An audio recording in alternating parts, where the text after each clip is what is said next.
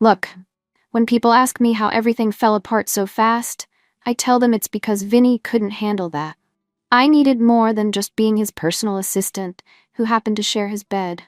I'm Claire, 34, and before this whole nightmare destroyed everything I'd worked for, Vinny and I had what looked like a solid marriage. 8 years together, married for 6, 3 kids who are my entire world. Vinny works in operations, steady but boring, the kind of guy who thinks bringing me coffee in the morning counts as romance.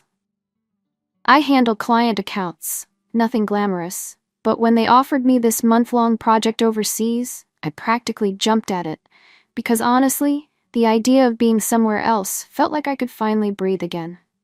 Donald had been my supervisor for 2 years.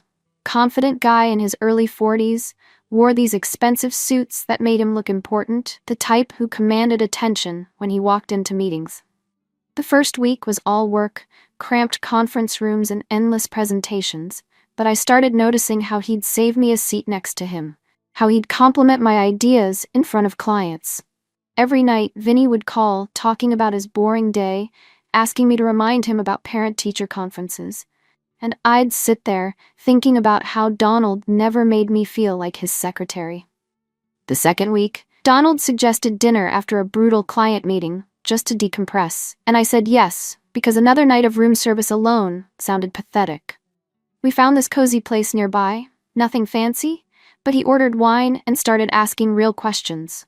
What excited me about work, where I saw myself in 5 years, what I actually wanted out of life. I found myself sharing dreams I'd buried under years of soccer practices and grocery lists. Talking about feeling invisible at home, like I was just keeping everyone else's life running while mine stood still. He told me about his marriage, how it had become this business arrangement where they split expenses and coordinated schedules, but hadn't connected in months. That hit me because that's exactly what Vinny and I had become. Roommates sharing kids and bills, but not really sharing anything meaningful. When Donald walked me back to the hotel, there was this moment by the elevator where he touched my hand, and I felt this jolt I hadn't experienced since college. I should have said goodnight, but instead I invited him up for a drink. We talked until 3 in the morning, and when he finally got up to leave, he kissed me. Not aggressive, just this questioning kiss that made my knees weak like some stupid romance novel. I kissed him back without thinking, and for the first time in years, I felt like I was exactly where I belonged. After he left, I lay there trying to remember when Vinny had last kissed me like he actually wanted me, not just because it was Saturday night and the kids were finally asleep. Donald knocked on my door the next morning with coffee and pastries, acting professional, but there was this energy between us that made every interaction feel electric. During meetings, I'd catch him looking at me in ways that made my stomach flip, and when our hands touched, reaching for documents, neither of us pulled away. That night when he suggested dinner again, I didn't even pretend to hesitate. This time we talked about everything: childhoods, fears, things we'd given up to become the responsible adults everyone expected. I told him how invisible I felt at home, like I was just supporting everyone else's story, while my own needs got pushed aside. He understood in a way that made me feel less crazy for wanting more. When we got back to the hotel, I invited him up again, and this time, when he kissed me, I knew exactly what was happening. We didn't sleep together that night, but we came close, and the anticipation was driving me insane in the best way. I'd forgotten what it felt like to want someone so badly it physically hurt, to have someone look at you like they were starving. Donald started texting me throughout the day. Not work stuff, but little observations, photos that reminded him of our conversations. I found myself checking my phone obsessively, heart racing every time his name appeared. Meanwhile, Vinny's nightly calls became obligations.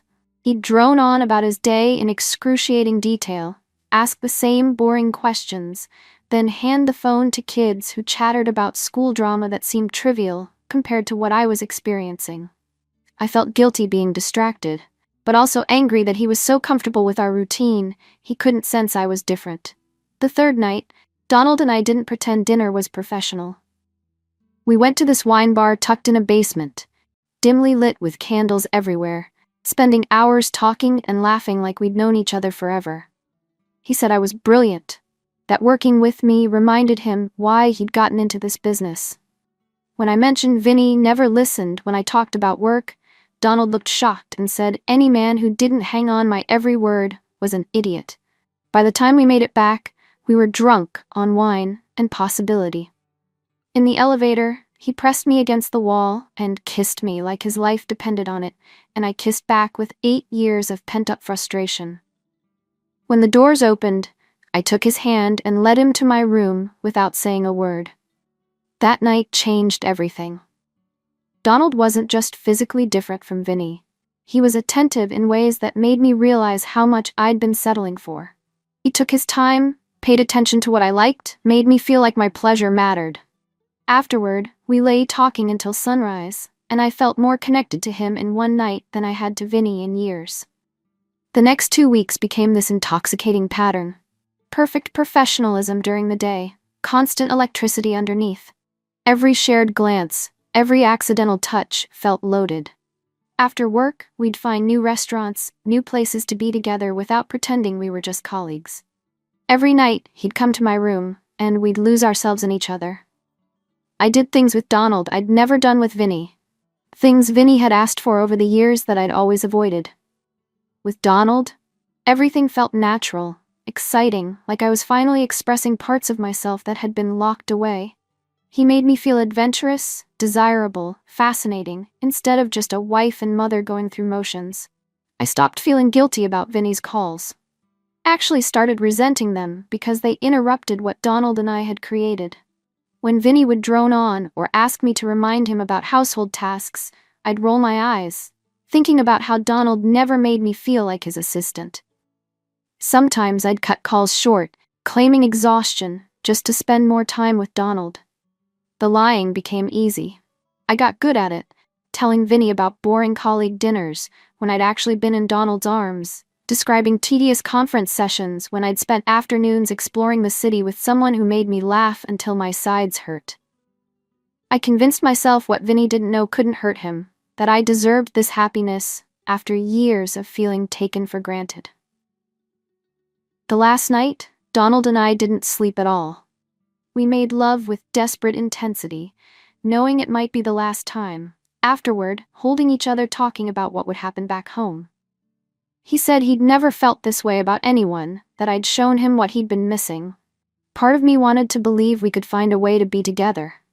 But rational brain knew we both had lives, families, responsibilities waiting.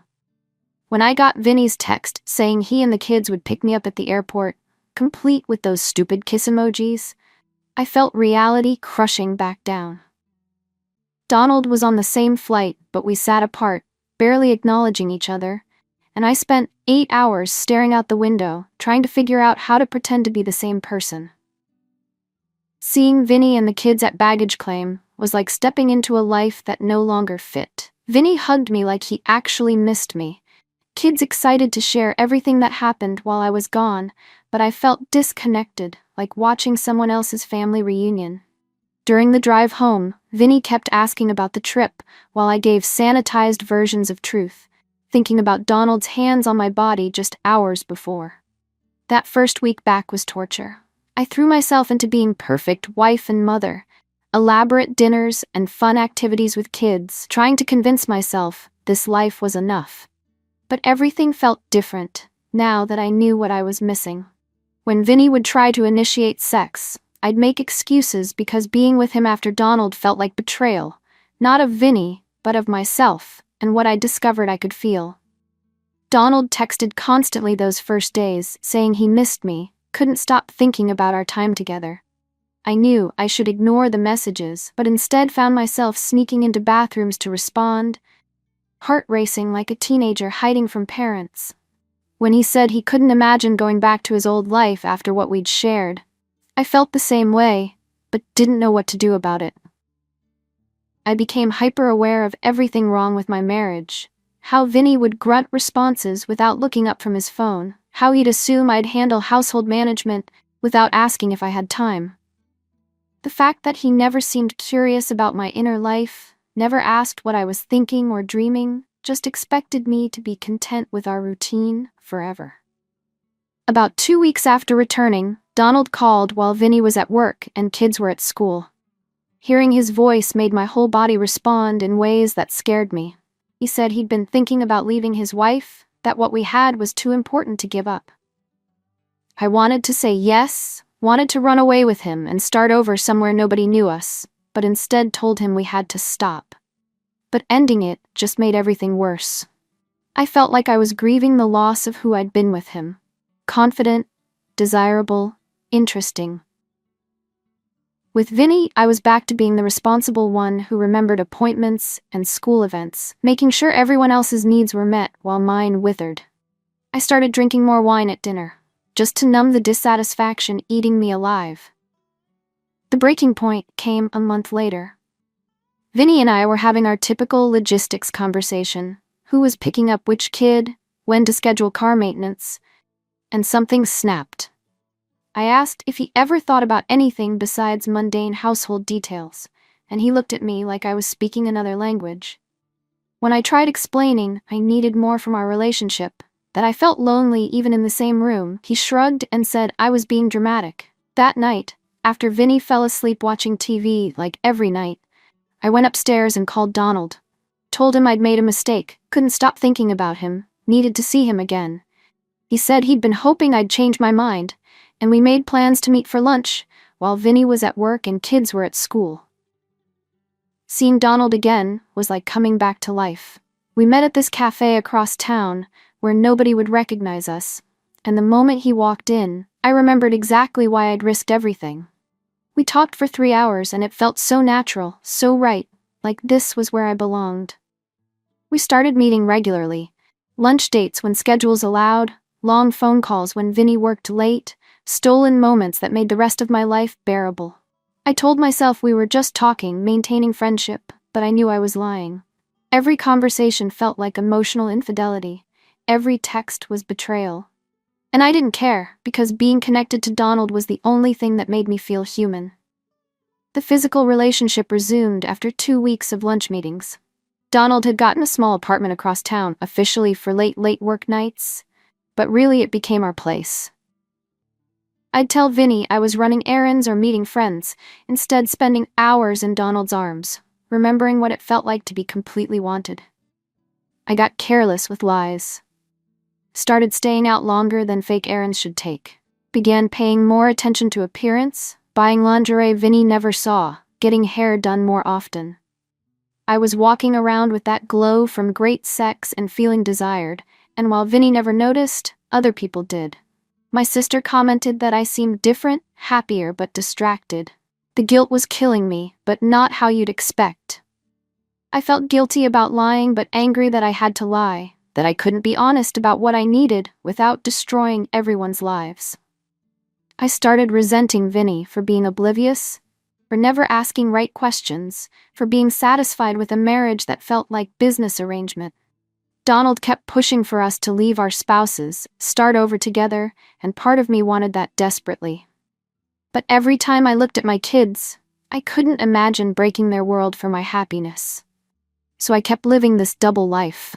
Wife and mother during the day, Donald's lover whenever possible, feeling split but unwilling to give up either side. The breaking point came when our youngest got sick and had to stay home. I'd already planned to meet Donald at the apartment, and instead of canceling, called my mom to babysit so I could run important errands. Lying to my mother while my child was feversick so I could have sex with another man should have been my wake-up call, but instead I justified it by telling myself everyone needed me happy and fulfilled. Finally, 3 months after the original trip, I couldn't take the guilt and lying anymore. I just spent an afternoon with Donald, and coming home to Vinny making dinner and asking about my day in that distracted way broke something in me. That night, after kids were in bed, I told him I needed to talk about something important. I started by saying I'd been unhappy in our marriage for a long time, felt disconnected and taken for granted.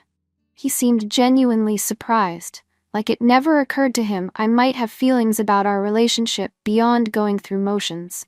When I told him about Donald, about the affair, about everything I'd been hiding, He just stared like I was a stranger. His reaction wasn't what I expected. Instead of yelling or crying or storming out, he got very quiet and asked specific questions about timeline, what exactly happened, whether I planned to leave him for Donald. When I said I didn't know what I wanted, that I was confused and needed time to figure things out, he nodded and said he needed to think about everything. The next morning, Vinny was gone before I woke up, and when he came home from work, he had demands written on paper. He wanted detailed timeline of the affair, wanted me to tell Donald's wife Elena what happened, wanted access to all my communications, and wanted paternity tests for all 3 kids. The way he presented it, so calm and methodical, scared me more than screaming would have. I tried to negotiate, explain that telling Elena would destroy her marriage and hurt innocent people, but Vinny was unmovable. He said if I wanted any chance of saving our marriage, I had to be completely transparent. The paternity test demand hurt most because our kids obviously looked like him. But when I protested, he said he needed to be sure of everything now that he knew I could lie so convincingly. Writing the timeline was torture. Seeing everything laid out, every lie, every betrayal, every moment I'd chosen Donald over my family, made it impossible to minimize what I'd done. Vinny read it without expression, asked clarifying questions that made me feel like I was being deposed, then told me I had 48 hours to tell Elena, or he'd do it himself. Telling Elena was one of the hardest things I've ever done. She listened without interrupting while I explained everything. And when I finished, she stared at me before asking if I understood what I'd destroyed. She told me about marriage counseling they'd been trying, how hard they'd worked to reconnect, how Donald had been lying to her face for months while she thought they were making progress. Elena was angrier with Donald than me, but her fury toward him somehow made everything worse. She called him right there in the coffee shop, screaming over the phone about what a pathetic cliché he was. When she hung up, she said she was calling HR at his company and hoped I was prepared for consequences. The professional fallout was swift. Elena filed formal complaint about Donald having an affair with subordinate. Since I'd already left for my new job, I wasn't directly affected, but Donald was suspended pending investigation. Apparently, this wasn't his first time being accused of inappropriate relationships with employees, which would have been useful information months earlier. Meanwhile, Vinny systematically went through all my communications, emails, texts, social media, looking for evidence of other lies. He found conversations with Donald I'd forgotten about, photos from our trip that contradicted my original story, restaurant receipts that didn't match my explanations of where I'd been. Every discovery felt like another nail in our marriage's coffin. Vinny would present each piece of evidence calmly, asking for explanation, and I could see him cataloging every inconsistency, every additional lie. The worst part was he wasn't wrong. I had been lying about so much more than just the affair. The paternity tests confirmed all 3 kids were his, which should have been relief, but felt like another accusation. When he showed me results, there was no satisfaction in his voice, just tired sadness that made me feel worse than anger would have. 3 weeks after my confession, Vinny said he'd hired a divorce attorney and was filing papers. He'd found an apartment across town and wanted to move out by month's end. The speed shocked me. I'd expected him to want counseling or separation first, but he said he couldn't trust me enough to work on the marriage. The divorce proceedings were brutal in their efficiency. Vinny had documented everything, the affair, lies, financial deception I hadn't realized I was committing by spending marital money on gifts for Donald and hotel rooms. His attorney painted a picture of me as serial liar and cheater who destroyed the family for selfish affair, and honestly, the evidence was damning. I tried to get joint custody, but Vinny's documentation worked against me. He had records of times I'd lied about where I was, family events I'd been distracted during, occasions when I'd chosen to be with Donald instead of being present for children. The judge granted him primary custody, with me getting every other weekend and 1 evening per week. Watching Vinny pack and move out was surreal. This man I'd lived with for 8 years was calmly, methodically erasing himself from our shared space. He took exactly half of everything with mathematical precision. Half the dishes, half the books, half the furniture we'd bought together. Donald's marriage imploded even faster. Alina filed for divorce within days of learning about the affair, apparently taking him for everything she could get. His professional reputation was destroyed. Fired after HR investigation found pattern of inappropriate relationships with subordinates, and word spread quickly through our industry. 8 months after everything came out, I ran into Donald at a grocery store. He looked terrible, stressed, like he'd aged 5 years in 8 months. When he saw me, instead of warmth and connection we'd once shared, there was just exhaustion and resentment. He blamed me for pushing him to leave Alina, for not being satisfied with keeping our affair secret, for ruining both our lives by insisting on honesty. Standing there in the cereal aisle, looking at this man I destroyed my marriage for, I realized how completely I'd misjudged everything. The passionate connection I thought we had was just thrill of doing something forbidden. The deep understanding was really him telling me what I wanted to hear. And the love was really just two selfish people using each other to avoid dealing with real problems. Meanwhile, Vinny was thriving in ways that made my stomach hurt. He'd started therapy, joined support group, reconnected with old friends. When he'd drop off kids after their weekends, he looked healthier, happier, more confident than in years. He'd lost weight, updated his wardrobe, had this energy I'd never seen before. The kids adored their time with him. He'd plan elaborate adventures, teach them new skills, create traditions that didn't include me. When they'd come back, they'd chatter excitedly about everything they'd done, and I could see how much more engaged he was as father now, that he wasn't trying to maintain marriage with someone who didn't appreciate him. 15 months after the divorce was finalized, I heard through friends that Vinny had started dating someone. Not random hookups or rebound relationship, but something serious with women who shared his interests and values. The friends were careful not to give details, but I could tell they approved of her in a way they'd probably never approved of me. I spent that night scrolling through social media, looking for evidence of this new relationship, and finally found photo of them together at some outdoor festival. She wasn't dramatically beautiful or obviously superior to me, just happy. They both looked happy in a comfortable, natural way, like they actually enjoyed each other's company, instead of just tolerating each other out of obligation. That's when it hit me what I'd really lost, not just husband or marriage, but chance to be the woman in that photo. Genuinely content, authentically connected, part of partnership that brought out the best in both people instead of slowly poisoning them. I'd thrown away 8 years and 3 children's stability for a few months of excitement that turned out to be as fake as everything else. Looking back now, everyone was right about me. I was selfish, dishonest, destructive. But sitting here in my small apartment, seeing my kids every other weekend, watching Vinny build better life without me, I finally understand the real cost. It wasn't just the marriage I destroyed. It was the chance to become the person I could have been if I'd put same energy into fixing my problems that I'd put into running away from them.